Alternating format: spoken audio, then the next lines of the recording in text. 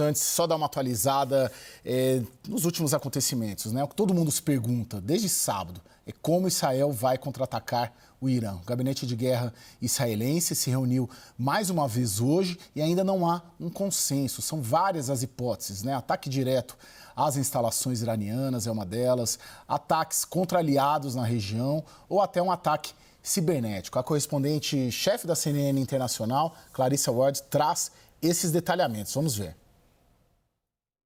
I think there's a lot of different competing influences here that Israel is taking into account as it goes about making its decision of how to respond. The urgings of those in the international community, Israel's allies, the U.S., who are really pushing for a very kind of sober response. They've actually really been pushing primarily for a diplomatic response. But then you also have those considerations of particularly hardliner elements within Israel who are saying this needs to be an effective deterrent. It needs to be a robust response. We need to kind of deliver some kind of a bloody nose. And the War Cabinet has been debating for hours today, for hours yesterday. So far, our understanding is that they haven't yet reached a conclusion, although I would also say it's possible that when they do reach a conclusion, they may not telegraph it to the world's media before they go about setting that in motion.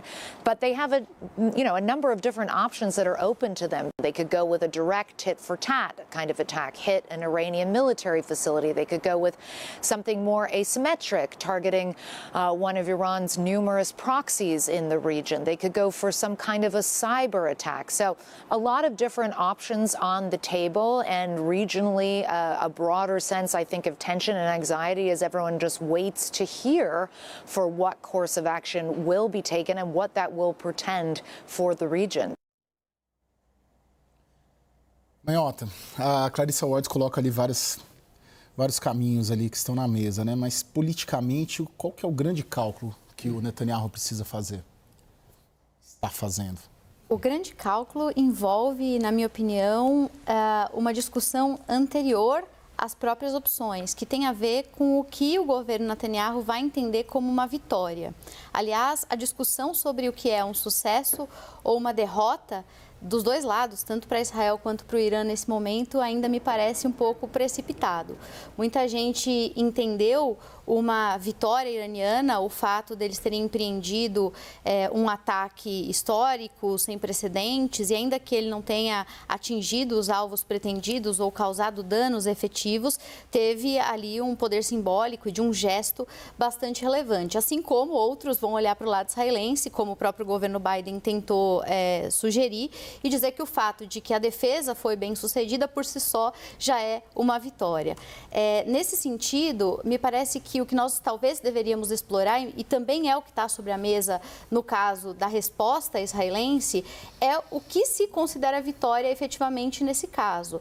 Porque até onde consta nesse momento, a versão americana desejada, que era, olha, a defesa já é suficiente resposta, já é sucesso o bastante, não vai acomodar as alas mais duras do governo Netanyahu, não vai ser suficiente.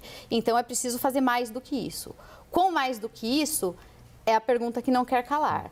A mesma coisa a gente deve fazer em relação ao Irã. Qual era o objetivo do Irã, efetivamente? Era apenas uma retaliação pontual em relação ao que aconteceu no consulado em Damasco? Caso a resposta seja sim, pode ser que realmente um ataque telegrafado tenha sido o objetivo final. Mas muita gente considera que talvez não tenha sido esse o cálculo. Talvez o cálculo seja justamente obter informações sobre o tempo de resposta e sobre a articulação regional de aliados, não só no contexto do Oriente Médio, mas das potências como um todo, para eventualmente, num segundo momento, empreender uma ação ainda mais decisiva. Então, o cálculo do governo de Israel, ele não pode ser um cálculo de curto prazo, ele não pode ser um cálculo simplesmente pautado nessa ação isolada. Ele tem que levar em consideração o que o outro lado também pode estar querendo a partir desse feito em particular. E me parece, para concluir esse primeiro raciocínio, que nesse momento, no calor ainda dos acontecimentos, dá o tema por encerrado, como tendo sido um ataque com tréplica, réplica e, portanto, fim, talvez possa ser uma interpretação precipitada. Lorival, tem duas pressões aí muito claras, até a partir do que a professora coloca, né? Uma pressão da comunidade internacional para não ser uma resposta, vamos dizer, à altura, e diante de um cenário em que Israel consegue, desde sábado, retomar um pouco de um apoio perdido pela forma como conduziu a resposta ao Hamas em Gaza. E tem uma pressão da ala mais radical do partido que tem defendido... Do governo, do gabinete de crise, né? Do gabinete. Sim. Qual pressão o Netanyahu, a seu ver, ele é mais ou menos suscetível a ceder? Tá. Bom, como é que é essa pressão no gabinete, né? Ele tem ali líderes extremistas, que são líderes dos colonos judeus na Cisjordânia, principalmente o Itamar Ben-Gvir, que é o ministro da Segurança Nacional, e o Bezalel Smotrich, que é o ministro das Finanças. Juntos, eles reúnem 13 cadeiras no parlamento. Eles têm 2 partidos, 13 cadeiras. A maioria tem só 4 cadeiras, então eles derrubam facilmente o governo. Mas derrubam para quê? As pesquisas indicam que, se houvesse eleições, todo esse bloco iria para a oposição, perderia as eleições, perderia a maioria, né? E esses ministros também sofreriam, né? Não seriam mais ministros, aliás. Então, veja que é um cálculo complexo para o Netanyahu sobre a sobrevivência política do grupo, né? O Itamar Ben-Gvir, ele tem 50 processos criminais, porque ele é condenado por racismo contra árabes, né?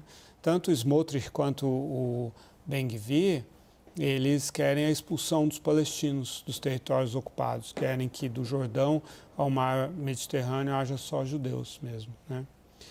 E o Netanyahu não tem como ampliar ou não tem opções mais moderadas para formar uma outra coalizão. Ninguém quer, né? Os moderados não querem ficar junto com o Netanyahu. A gente está vendo os primeiros sinais que são, aparentemente, de uma resposta mais calibrada. Dá para afirmar isso por quê?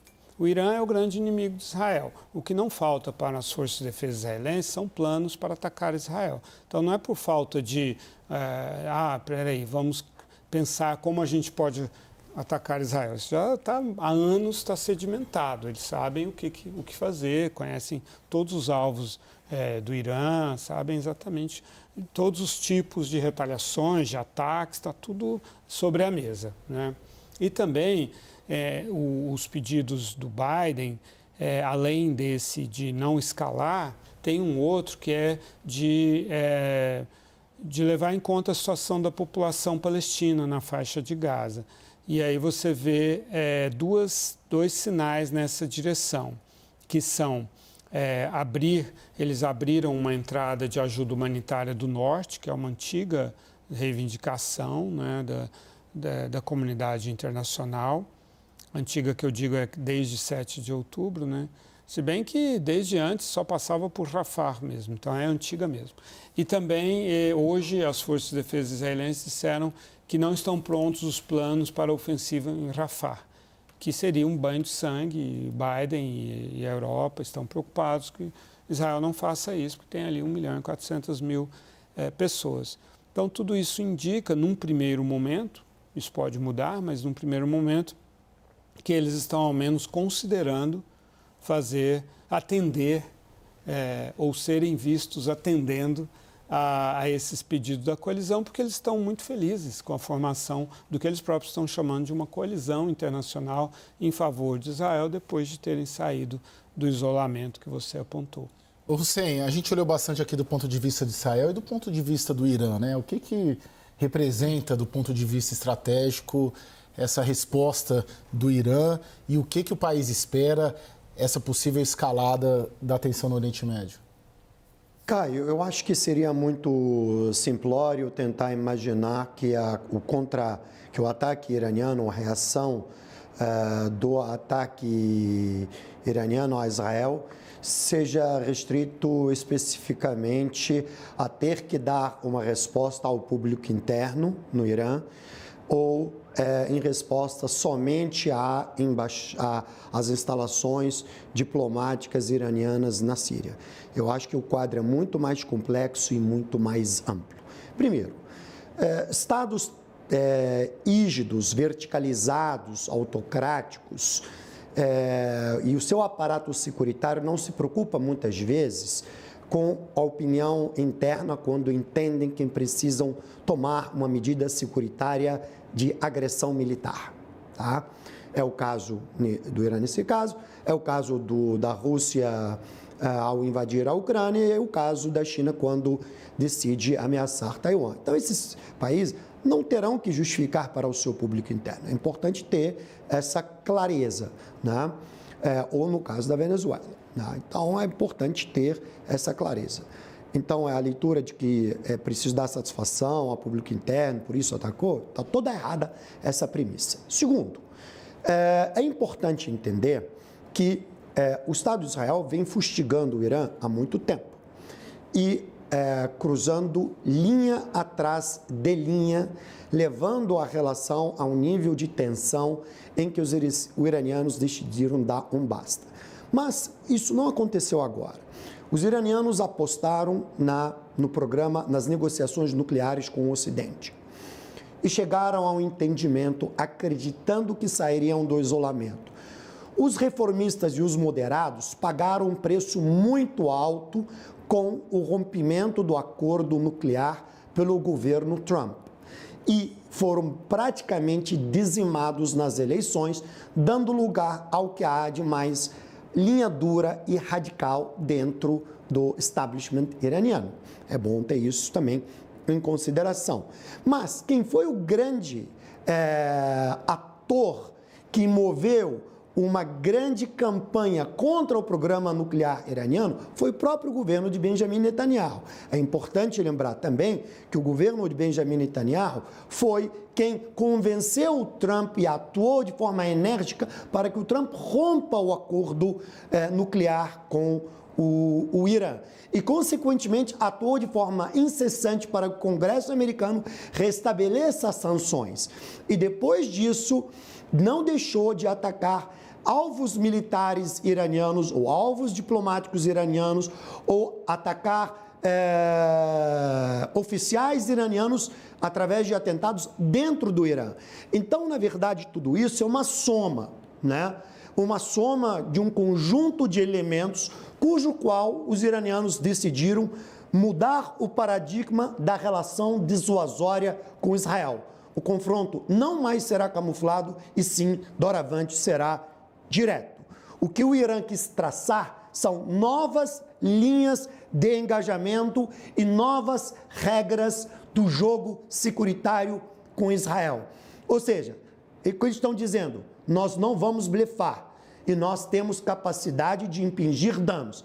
Claro, dentro do arcabouço militar, o Irã, ao efetuar um lançamento de 300 ou mais artefatos, seja eles drones, mísseis balísticos e mísseis cruzeiro, eles estão testando também a capacidade da reação e a eficiência do sistema antiaéreo israelense e também o posicionamento das baterias antiaéreas, sistema de defesa aéreo dos países vizinhos e quem que entraria nessa equação em defesa de Israel. Então, são informações extremamente valiosas da perspectiva estratégica e da perspectiva de coleta de informações de inteligência para os iranianos. Além disso, para concluir, é importante sublinhar que os iranianos foram muito claros de que a operação deles ela é limitada, restrita e objetiva, a resultado específico. Então, eles sabiam, de antemão da perspectiva militar, que os drones seriam abatidos, eles sabiam parte dos mísseis seriam interceptados, mas o objetivo real e concreto era alvejar a base aérea israelense que hospeda boa parte da frota do F-35. E por quê? Porque o F-35 seria, digamos assim, da perspectiva militar, o avião de caça que teria capacidade de efetuar bombardeios às instalações nucleares iranianas. E o F-16 talvez não teria essa capacidade de fazer esses lançamentos. Portanto, o que os iranianos estão dando recado que chegamos ao limite, para que esse limite não seja rompido. E deixaram claro que não desejam escalar.